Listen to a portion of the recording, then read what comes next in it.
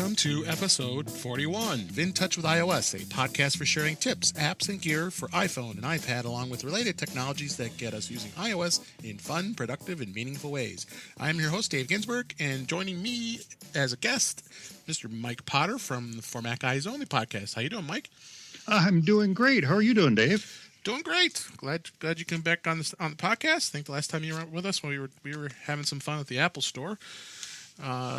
But this time we're both in studio, in the virtual studio, we should say, and we're gonna have some fun today because there's a lot of interesting things going on in the iOS and iPad world, and news and all kinds of other stuff. I'm a little disappointed. There's no sirens or crowds or anything else. Yeah, that's right. I got used to that. Well, I got a vent in this room since I am recording this from work, so but that's about as far as I can go here. So what we're going to talk about today is I got some news I wanted to review, and we had some good topics in there.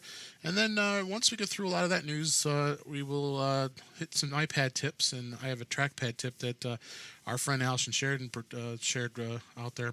But I figured, why not? Every time I show it to people, they really like it. So why not? We'll share it with everybody here. Ooh, exciting! Yeah, and we got some other good tips as well on iPad and others, as well as you have, if you don't mind. We have a bit of a Macstock announcement as well. We'll share at the end of the show. We'll let people get thinking about that, and we'll go from there. So with that, the first news story that caught my eye was, do you use Flickr for photo sharing at all? I do use Flickr, and I'm a paid subscriber.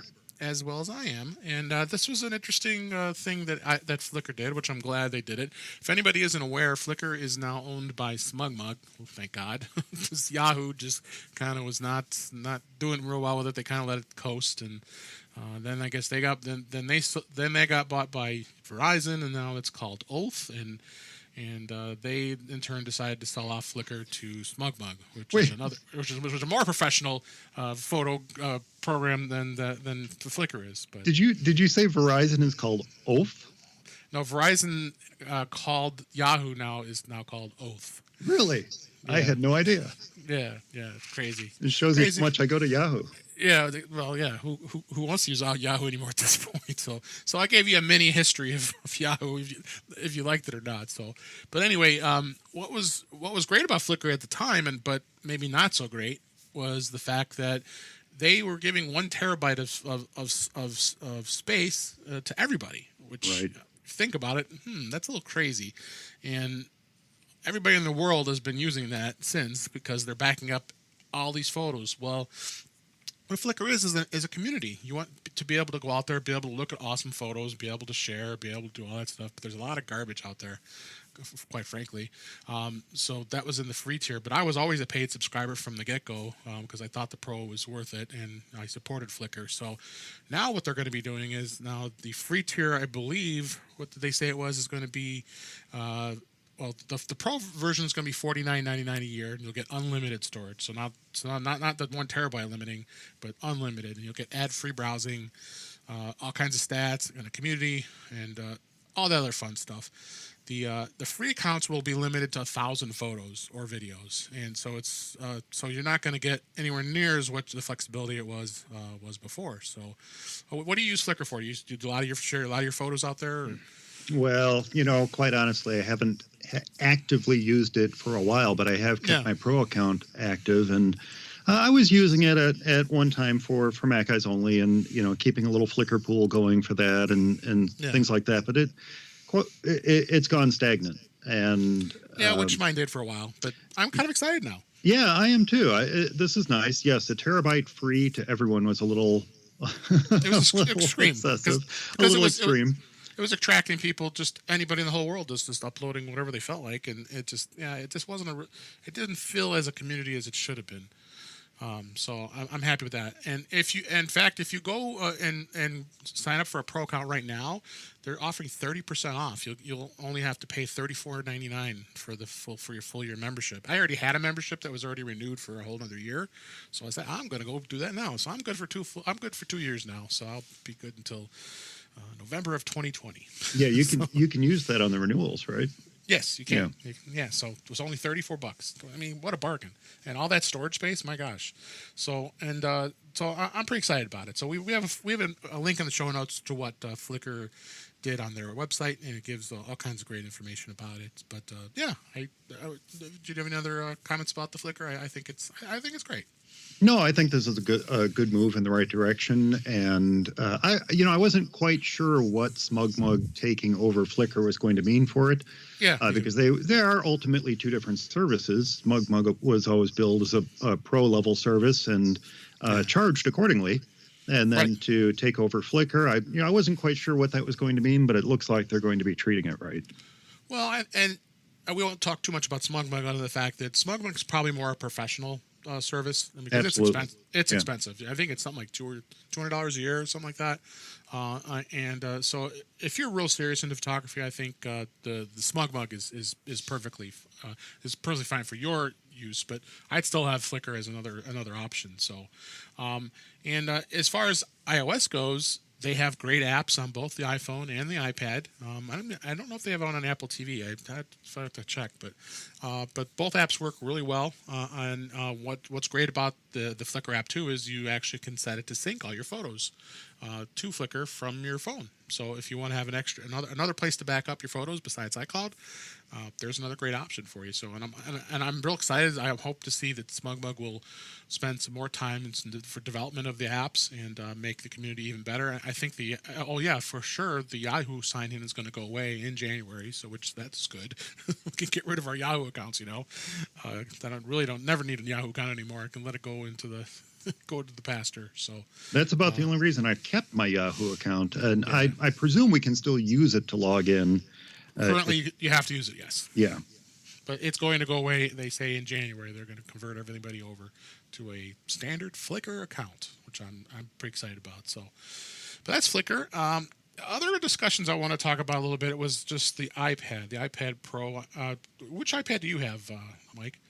I have the 10.5-inch iPad Pro. We've got a 9.7-inch iPad, the new one. And I've got a little bit older 9.7-inch iPad as well. Okay. So I've got, of course, everybody knows I have the iPad Pro, the new model, the 11-inch. We talked about it on the last show with Kelly Gamont, and I'm very happy with it. It's been working really well. Looking at it right now, it's got an absolutely beautiful display and the pencil and a lot of great things on it. But of course, you have to have those crazy people out there that have to do extreme things like dropping them and seeing how it handles in a drop, if the screen will crack. But I think the most interesting one was the Bengate 2, we're calling it. I don't know if did you see any of the videos? I cringed when I watched it. I was like, oh my God, why are you doing this?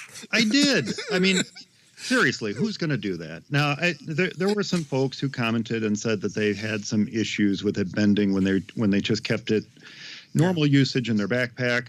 But the authors of the articles that I read said they keep it in their backpack all the time, never had any problem with it. So I think, these are extreme case scenarios. And of course, if you're grabbing it by the center and you're going to physically attempt to bend it, it's going to bend. Of course. I mean, just silliness. I mean, granted, I kind of agree that, it may have some weak points to it, but nobody handles it that way. I just found it to absolutely be absurd. Just don't bend your iPad. Just don't bend your iPad, please. Yeah, not recommended by In Touch with iOS. No, nor either one of us. It's just absolute silliness. So, the other article that caught my eye, and actually this was in MacRumors, our links in the show notes, is the Apple just released a short video focusing on the recent iPad models, of course, and listing 5 reasons why the tablet could be your next computer. And I thought to myself, I seem to remember back in 2015, someone did a presentation that talked about could your iPad be your next computer? Well, that was me. So I have been talking about this for at least 3 years now. Mm-hmm. That I think it could be your next computer. Where were we 3 years ago? Probably a lot further out than we are now. I mean, I think now the really thing what Apple is really pushing in this ad, it's like about a 55-second video, It's much more powerful. I definitely noticed a difference. Allison Chandler, of course, challenged me and said, "How do you know it's that fast? Did you put them next to each other? How do you know?" I mean, well, you can tell. You know how you can tell, when you have the iPad, how it feels, and don't you think when you got the 10.5 inch, you probably saw a huge difference in speed, right? Yeah, I suppose I did. For what I use it for, it's not terribly noticeable. Yeah, Video and browsing the web and checking email and things like that. It's not that all noticeable, but it is noticeable, of course, when you're talking about using the Apple Pencil yes, and expecting the display to respond in real time to what you're writing on it or drawing on it.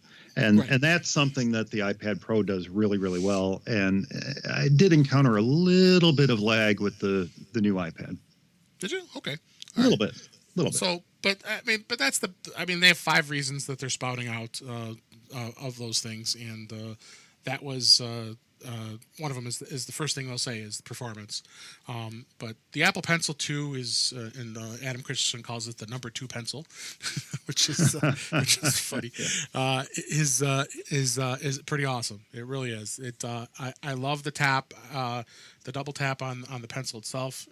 When you tap it, it brings up the tools in Notes, and I can guarantee you that all the app developers are feverishly working on right now, jumping on the bandwagon and trying to get with this tap and being able to take advantage of it. During the Apple's keynote session they did when they introduced the new iPad, of course Adobe was on stage showing the Photoshop and how you can zoom right into it using the tap, and so it's got a lot of great capabilities. But you really got to decide what you really want to do with it. Both of us having Macs, I mean, I definitely see there's going to be some reasons why you still need a Mac. iOS it's almost there. I think it has a little bit more refinement to go. I'd be interested in seeing what happens when iOS 13 comes out and we see what Apple's up to for some later updates. Yeah, agreed. I'm unabashedly a Mac user and a Mac fan, and iOS is more of a supplementary type operating system to me. And Yeah. I can't help but think that Apple is sending mixed messages. One week they're saying, "Oh, the iPad can be your full-time computer," and the next they're talking about the wonderful Right. new MacBook Air that they just released, and how it should be the computer that's in everybody's pocket. But Right. I'm torn. I think if you want to, I don't know. I'm not going to go down that path. We've gone down that path before, Dave, and I'm sorry, I shouldn't have started down there. But No, it's okay. there's certain tasks that I just find difficult to do on an iPad. Yeah.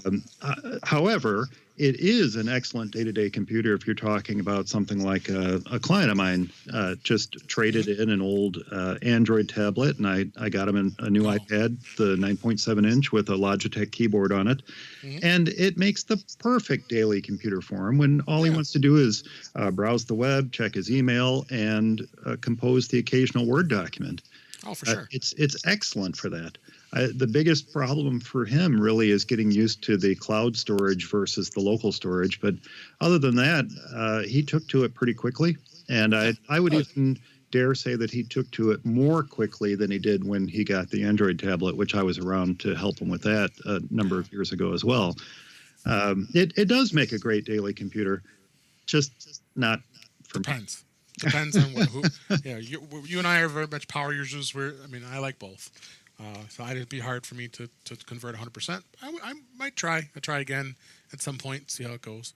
But what a night and day difference from going from an Android tablet to an iPad. I mean, everybody says that the Android tablets are just god awful to work with, and then the iPad makes a huge difference. I've had a couple. They're not bad. It really depends on whose tablet you purchased. The biggest issue with any Android device, and this goes for the Google Pixel on to LG or Motorola or the OnePlus line, all of which are devices I would say are good Android phones. Right. No, phones are okay. Yeah. Well, the phones are okay, but any device or any tablet you get that's running the Android operating system, as long as it doesn't have too much skinning applied to it, you're going to have a fairly decent experience with it Yeah. if you're sticking with the mainline apps, which that's what I do. I stick with the mainline apps, the Flipboards and Gmail and calendaring apps and things like that. And they're Word and Excel. They're all available for both platforms, and they look identical on both platforms. But the biggest problem, see, that was my long-winded way of getting to the biggest problem. The biggest problem is all of these companies not supporting it for much further than 24 to 36 months. Yep. It's ridiculous. Yeah. When Apple is out there pushing supports to iOS 12 for the iPhone 5S Right. from 2013, and you're talking about investing a similar amount of money into an Android device, whether it's a OnePlus or a Pixel 3 is an excellent example. Very, very nice phone. Sure. But if you're only going to get 36 months support out of it, that's crazy. I'm not going to spend $1,000 for that when I could spend that same $1,000 and get an Apple device that I know is going to get support for 3, 4, 5 years. Yeah, I mean, I saw the grid of the support, the years of where the Pixels are going. The Pixel 2 is going to be end of life 2020. Exactly. So you only have another another 2 years. And then the Pixel 3 was like 2021 or 2022, I think it was. You're right. It's just I don't get why Google does that. I mean, it's even worse on Samsung and all the other phones beyond those core native Android devices because the carriers block from wanting to have to deal with upgrading the operating system. So I mean, so you got all those. I mean, that's a whole other story. Yeah, well, the way they do it is tricky too. For example, I just for the first time fired up my Nexus 6P the other day. Okay. I was just kind of curious to fire it up and see what state it was in, and it went through a succession of probably 5, 6, 7 security updates. Mm-hmm. Yep. The most recent of which was November 2018. Now, after that, the 6P is no longer supported. Google has cut it off. And the way they do it is you get operating system upgrades for 2 years and security and other patches for up to 3 years. So I can't even be on Android P with it. I'm on Android O, and that's it. That's all I can do unless I have the option to root it and stick a different operating system on it, and it would run that just fine. But it should be supported by Google for modern operating systems for at least 3 years, if not longer. So the moral of the story is Apple iPhones are the best because if you want longevity, if you want longevity, that's where you want to be. And I know there's plenty of people listening out there that have 5Ss. They're very happy with them. So. Oh, absolutely. So it was a great phone. Anyway, the next piece of news. Well, as we're recording this, we're just before Thanksgiving, and we have Black Friday. Everybody loves Black Friday, right? Spending lots of money. We have a link on the show notes from MacRumors to showing some deals that are going to be happening. I kind of wanted to highlight a few of them. Apple always announces a 4-day shopping event, and generally their discounts are okay, nothing crazy, nothing exciting. They've provided stuff like App Store gift cards that are less or stuff like that. So it should be interesting to see what Apple does. It's going to be small. But you go to places like Target. Target's going to offer discounts for getting a new phone and all that stuff. That happens all the time. It looks like they're discounting the Apple Watch Series 3 for $199. That's a great deal for that. And the iPad, too. I don't know if that's in their list. Yeah, the Mini. Yeah, the Mini's going to be $249 during Black Friday. Not only that, but the regular iPad, the 9.7 inch, is going to be $80 off, I believe. Yeah, I think it was going to be down to $269 maybe. Yeah. So that one's there it is, 6th gen, $249. Yeah, that's an incredible deal for really, really nice iPad. No, that 9.7 inch iPad is great. It's absolutely a perfect. And I've said that before on the show that it's an absolutely great iPad. So. I believe Best Buy was going to have some discounts on the iPad as well. I seem to remember they were going to discount the HomePod. Yep, they're going to discount the HomePod at $249. That's $100 off from what it was, what the regular price is. So you got a good deal there. A lot of HomeKit stuff is going to be out there for sale. And of course, you got Walmart. They're gonna do the same thing. So seems like you'll have a lot of places to be able to buy this pretty cheap iPad as far as price cheap iPad. Um, Looks like Walmart's even selling the iPhone SE for $79. Just look at an SE if you wanted to, for really cheap. That's crazy. That's but of course, nuts. but of course you have to go on their credit carriers. So um, uh, even Macy's is getting in on the deal, and Kohl's, and there's just a lot of great deals. Yeah, Costco sells the iPad Apple products now. They're gonna be selling a lot. So it just on and on. So I recommend to take a look at this link we're going to share in the show notes. There's just a lot of great stuff that's going to be on sale this Black Friday, and I would venture to say that on Cyber Monday, what is it? Is it Cyber Monday? Yeah, Cyber Monday. I'm sure they'll be having some more stuff, and I'm sure Amazon's going to be doing a lot of stuff. Now Amazon is selling Apple products, which is crazy. They actually have a good agreement with them now. We talked about that, and so it's an exciting time to buy technology, especially for gifts. So, all right, let's move right on, and let's get into the tips and the tricks, and we'll give you some more great information here.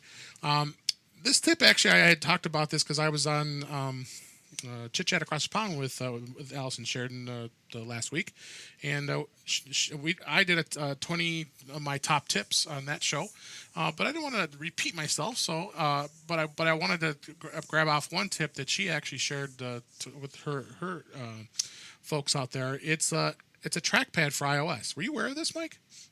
I used to have a trackpad app for the iPad. My first gen iPad, I had a trackpad app on it, and used it to interface to the Mac. Actually, okay. It was kind of cool. Yeah. So what Apple's done is now what you do is you tap and hold the space bar on your keyboard, and then you'll notice all the keys disappear. They're all blank. Now, if you move your thumb or your finger around, notice how your cursor moves around back and forth, just like a trackpad. You have that option now. Now, I have that option with Gboard. Okay. I don't normally use the Apple keyboard, but yep, I think it works if you hold anywhere, doesn't it? Yes, actually it does, because the spacebar is the easiest way to do it, but you can tap in between keys, and it'll come up as well.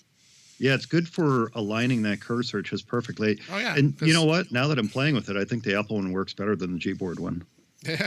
It's a little bit more precise. It is, and then I'm doing it in Notes right now, so it moves around throughout the notes, so all the text that you have, so you can move it anywhere you want. In messages, when you're sending a text message, yeah, sometimes you know how hard it is. You always got to tap it just right to get it to the place you want to go back to. Well, now you can do this with the touchpad by just holding on. The easiest place to go is the space bar. But if you like Mike said, you can hold down in between keys and it'll come up as well. No, you know what? The Apple one's way better than the Google one. So I like the Gboard keyboard better. But You're right, boy. If you want to use this cursor, it is awesome in the Apple keyboard. Yep. So, very cool. Great tip, and I wanted to share that out to our audience as well because, as I said, I've shared this tip with a bunch of folks here at work, and they're like, "Holy cow! I didn't know you could do that. That's awesome!" So there's been a lot of people talking about it out there. So now you guys know about it as well. Couple of more tips I wanted to talk about that actually these are kind of tips that you could think about of the topic we just talked about, this being your full-time computer. I believe you could do this on the older iPads as well if you have the Folio keyboard. I haven't tried it on a Logitech keyboard or if you have like a Bluetooth keyboard, but for sure I have the Folio keyboard, and you can tap the spacebar 3 times, and then it automatically unlocks the iPad, and of course with the new iPad Pro, it has Face ID, so I tap it 3 times and then it comes up, unlocks, and then away you go. So that is a pretty simple way of getting in there. Again, I haven't tried it on using a different keyboard. If you have a Bluetooth keyboard, anybody that does try it, send me some feedback, and we can. I would like to know if that works, because I haven't tried it yet. I probably should try it with another keyboard, but pretty cool tip. No, I don't have the new iPad Pro with the Face ID. So what would be the alternative? Well, with this, if you double tap it, you would still bring up the keypad to type in the the passcode. So I don't know how beneficial that would be for the folks who don't have Face ID, because you still have to either use your print on the home button or put the code in. So well, that's what I mean. If you have your iPad in a keyboard dock and that's true. you don't triple click the space bar, how would you wake up the iPad otherwise? Well, you touch it, and then and it wakes up when you just touch the screen. Then right, exactly. Okay, and then Face ID kicks in, and you're Face good to go. ID and kicks in and then unlocks for the iPad Pro. So I probably, Gotcha. and now I think about that, yeah, probably that probably is a little more lean more towards that. We all love to do screenshots, and screenshots are always a cool thing. And I seem to always do a screenshot on my phone all the time by just tapping buttons. And why did that screenshot come up? I didn't mean to do that. But again, using the Folio keyboard on the iPad, you can, when you bring it up, do similar things that you do on a Mac. So if I push on the keyboard a command and then a shift and then 3, it does a full screenshot, and it brings, how you on iOS you have that screenshot box that pops up. Mm-hmm. It pops up, you tap it, and you could do, and you're on your merry way editing with a simple shortcut. Same thing with if you push Command Shift 4. If I do Command and then Shift and then 4, that's going to open up as a full-out screenshot where you can get right into the editing right off the bat, so you don't even have to wait for it to go into the window and then you choose. So it brings up the edit box right away. So as soon as I did that, I have all my pens and pencils and erasers and all that stuff is up there. Some quick, easy, short ways of being able to get to screenshots if you have the Folio keyboard. Again, I haven't tried these on the other keyboards. I would venture to say that would probably work as well. But that's how this works on the iPad Pro 11-inch. All right. And another tip we were going to talk about was, and this was kind of an interesting topic. I got a link in the show notes to a support article from Apple. How Hey You Know Who works with multiple devices. You ever had that? Do you have multiple devices around you and you say Siri, and they all wake up at once? No, it bugs the heck out of me. I will talk directly into my watch, and the iPhone answers 10 feet away from me. Yep, it does. And the watch does nothing. And you don't have a HomePod, and you don't even have a HomePod. The HomePod takes priority over all of it. So if you're 80 feet away from it in the other room, you all of a sudden you're hearing waiting for you to talk to her. So and according to the support article, it says which device responds to Hey You, is saying Hey You near multiple devices that support Hey Siri. The devices that use Bluetooth quickly communicate with each other to determine which one will respond to the request. So the device that responds is the one that heard it best. Okay, well, what if they all hear it best? That's my right. And the HomePod responds to most Siri requests, but it even when devices that support Hey Siri are nearby, to use Siri on a specific device, you have to raise and wake it up. And then they go through some tips to what happens if the wrong device responds to Hey Siri. You want to make sure all of them are turned on. That's the thing. If you have, let's say you've turned off Bluetooth on your iPhone, but you have Bluetooth turned on your iPad, your iPhone will always answer because it doesn't know that it sees two devices connected at the same time over Bluetooth. So the other thing it suggests too, you can also can put the iPhone face down and then have the iPad face up, and then it would know that that's the one that you have a priority on. So crazy support article. I found this interesting from the other day, and I just was amazed to what's the logic on it, because it drives me crazy. I just turned off I just turned it off on the HomePod because it was driving me crazy. You didn't even mention what I do. What do you do? I whisper to my watch. Okay. And that's what I do, and that's how I get it to respond, because I hate asking it to set a timer, and then my phone sets the timer and my watch does nothing. Yeah. It's the watch I need the timer on. That's true. That is true. I haven't even tried it. Hey Siri. Siri. Yeah, I did it. I whispered to my watch, and yeah, it's listening to my name words as I talk right now. So that'll be in our show notes. Good tips as far as anybody's frustration with that. More tips with the iPad Pro 11 with the Pencil 2. Another way of waking it up. If you have the pencil in your hand, you can double tap it, and what happens is it brings up notes right away and gives you the ability to start it right off the bat. Nice. I'm sorry. You don't double tap it. You actually tap the screen. So as soon as I tap the screen, it brings up notes, and I can start taking notes without having to do anything.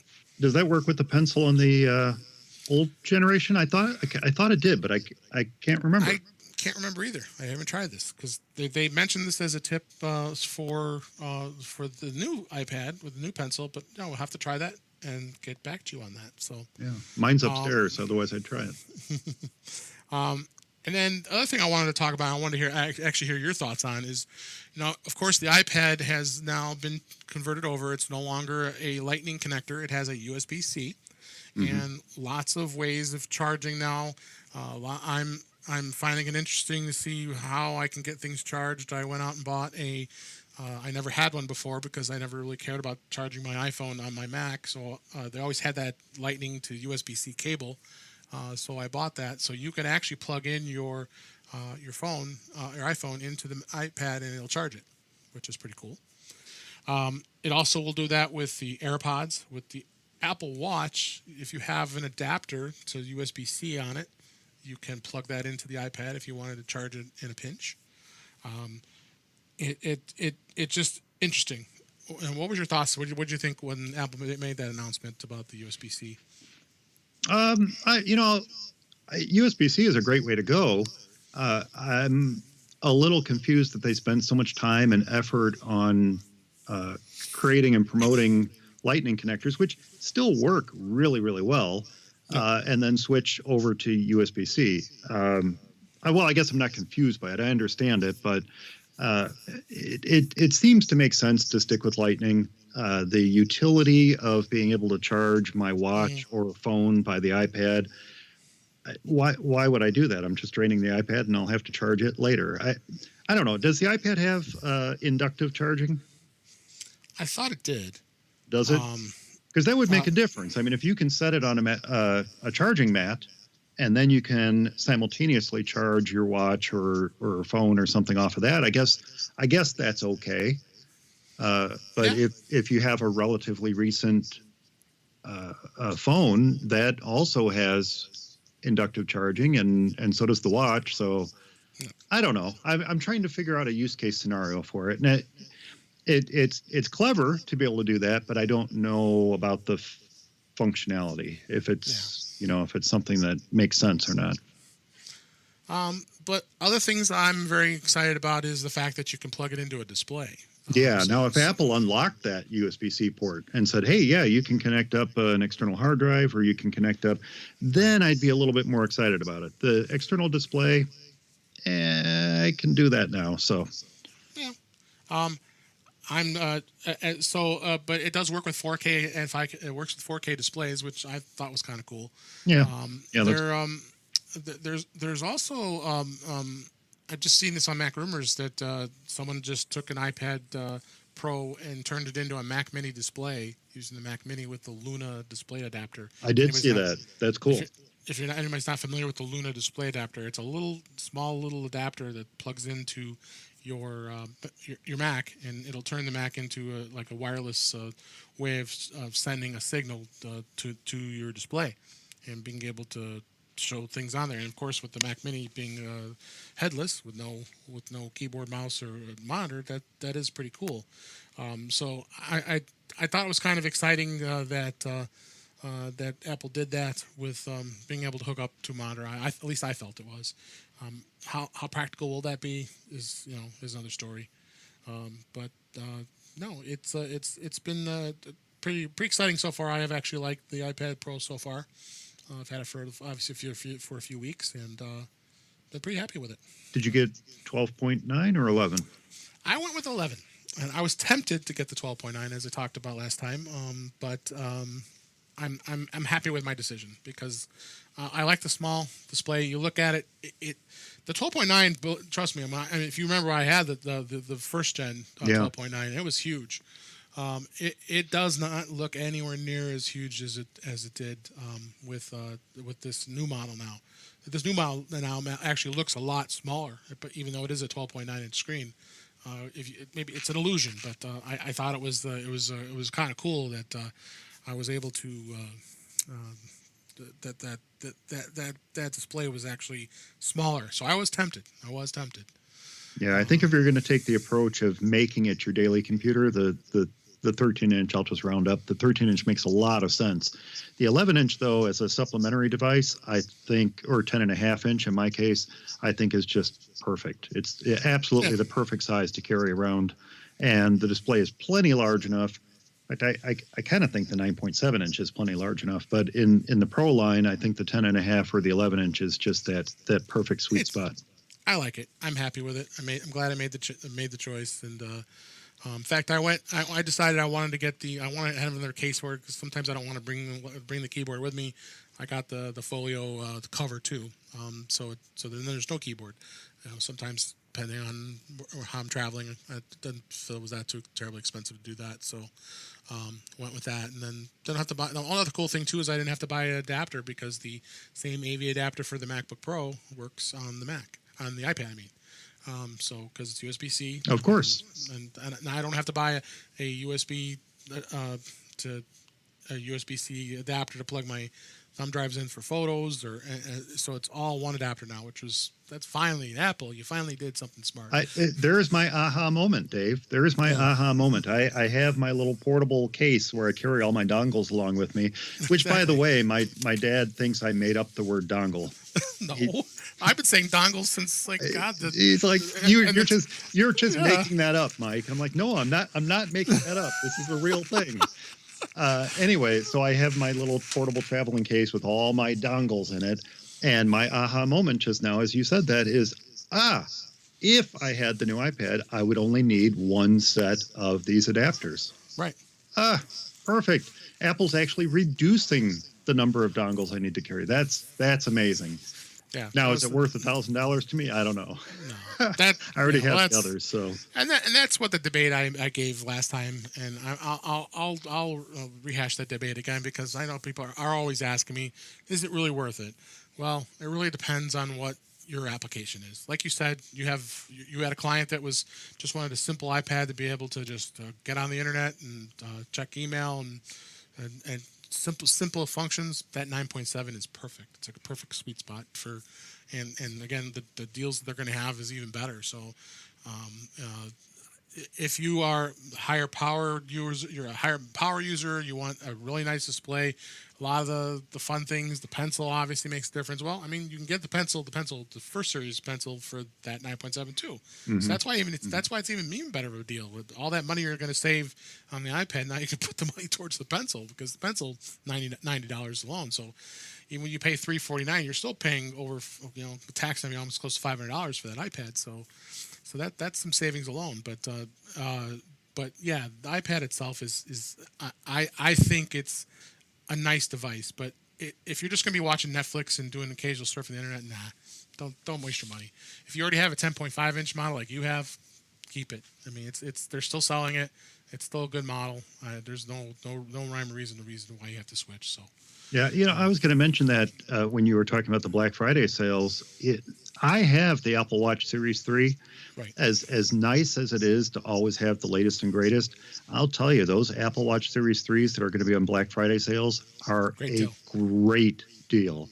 It is. And the 9.7-inch iPad is a great deal. You don't always have to have, it's nice to have the latest and greatest, but you don't always have to have it.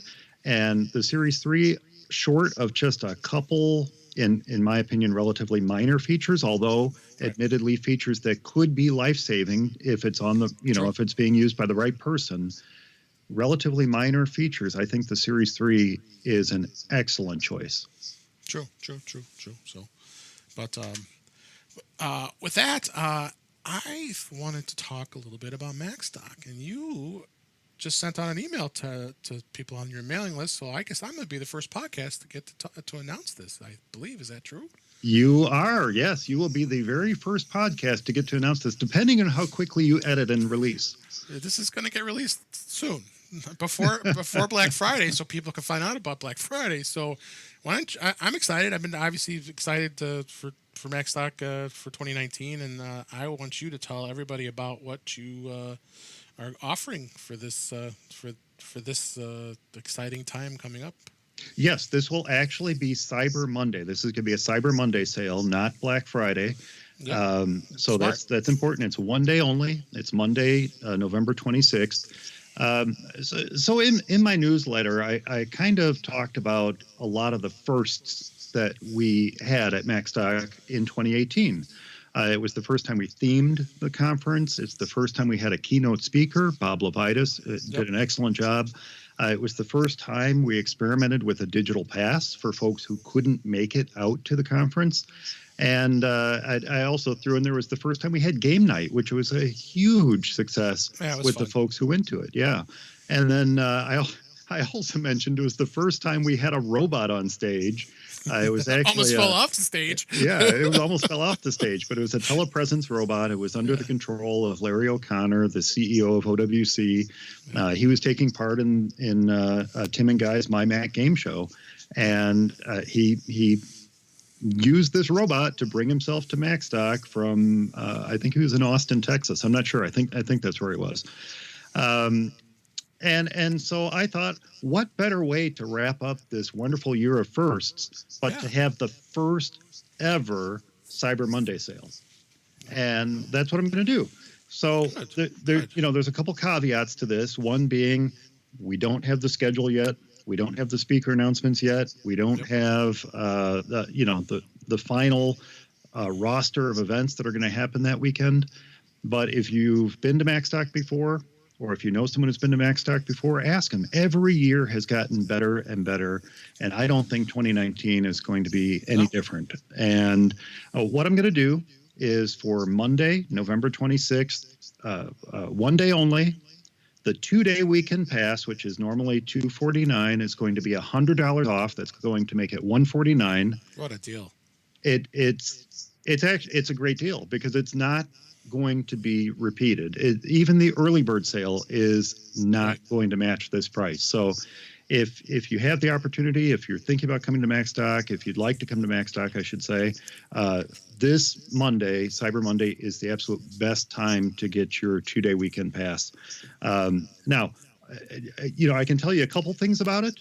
Yeah, please. And one thing is that Macstock 2019 is going to be themed to create.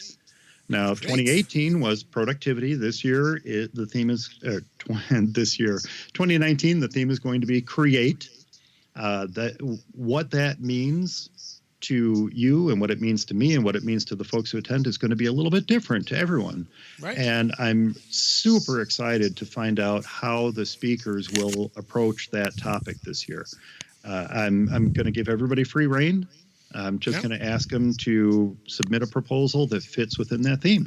And as long as they do, that talk will be presented. So that's going to be this year's theme.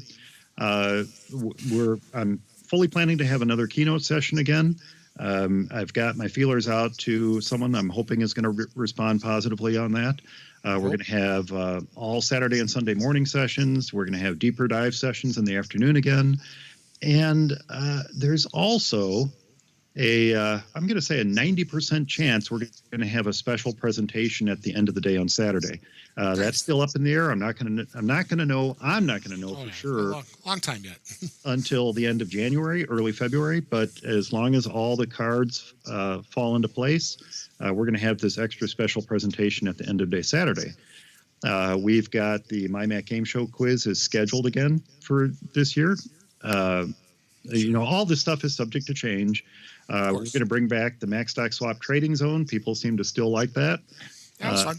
A lot of fun stuff. when it comes to the point, Yeah, I know all those newtons. When it comes to the point where folks are just trading back the stuff that they got at previous Macstock trading zones, I guess maybe that's when we call it quits on it. But for now, there's been some really, really cool stuff put out there on the swap tables, and it's all free. It's just old equipment that folks don't want, but they want to find a good home for. They bring it out to the Macstock swap. Of course, lunch both days, that limited edition Macstock t-shirt. The digital pass is now officially going to be included with all weekend passes.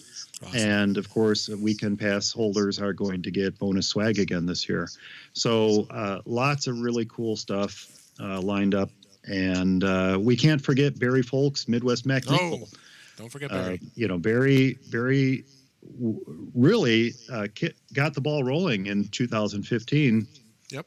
And we're going to have another welcome party. We're going to have an after party, which is still kind of to be determined for Saturday night.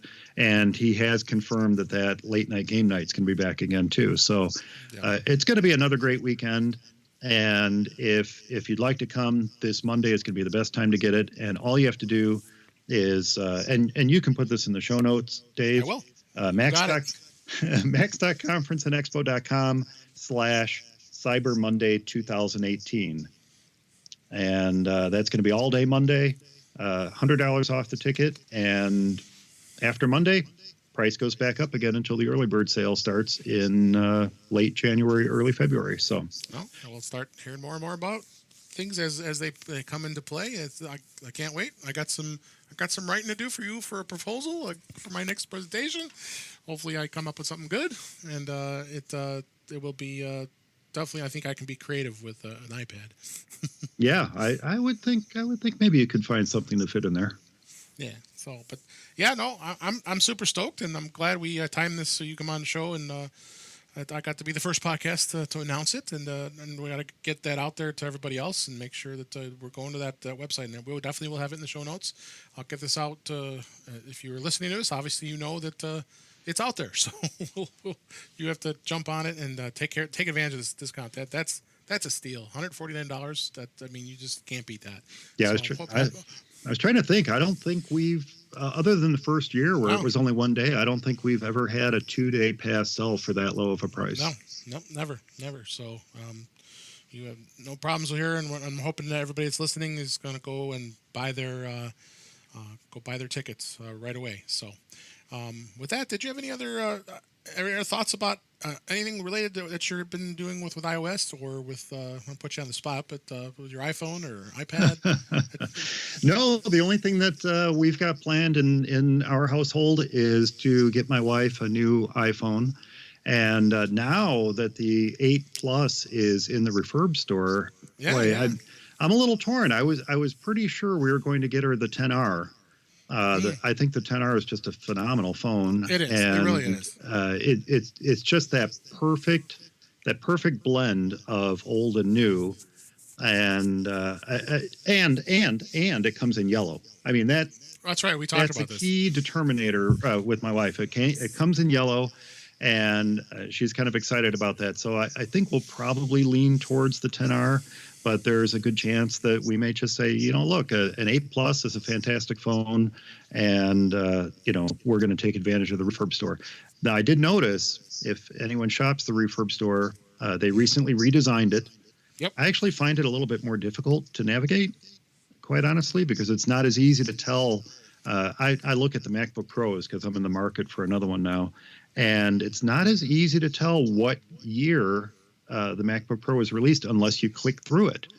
In the old version of the refurb store, you could at least browse down the list and see, that one was 2017, that one's 2018, whatever.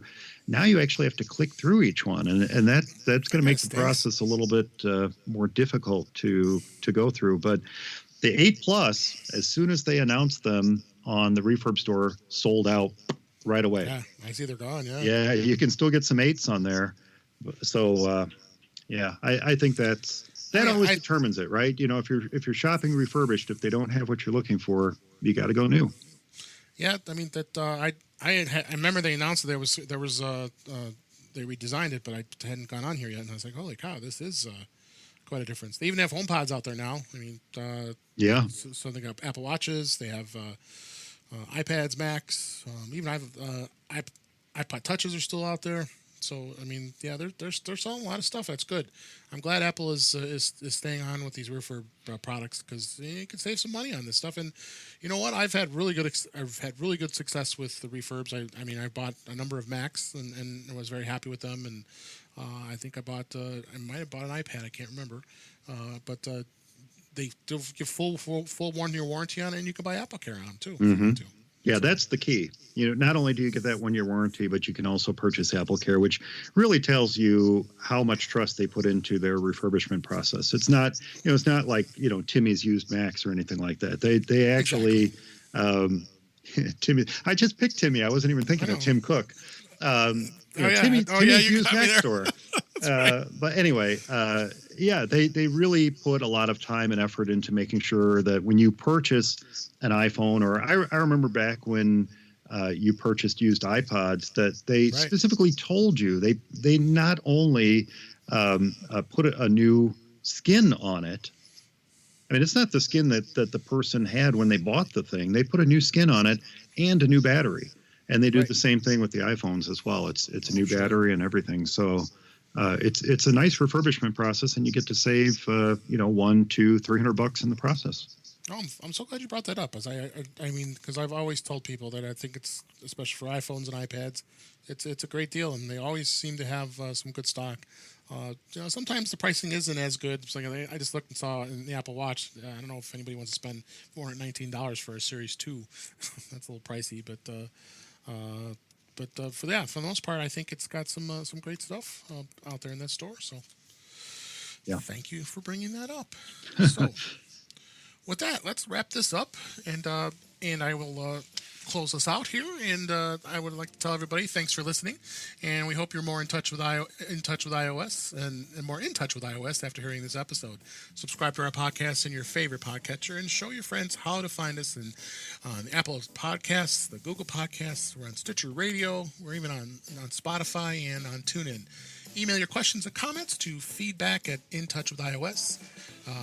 Is the address you use, or you can go visit intouchwithios.com and click on the contact, or simply add a comment in the show notes.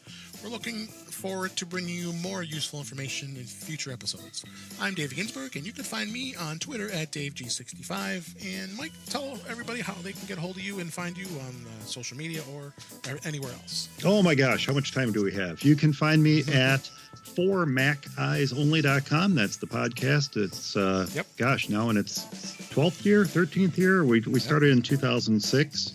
So it's been around for a little while now, and on Twitter that's @formaceyesonly.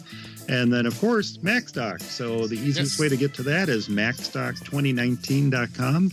There's a myriad other domains you can get there as well, but macstock2019.com will get you there just nicely.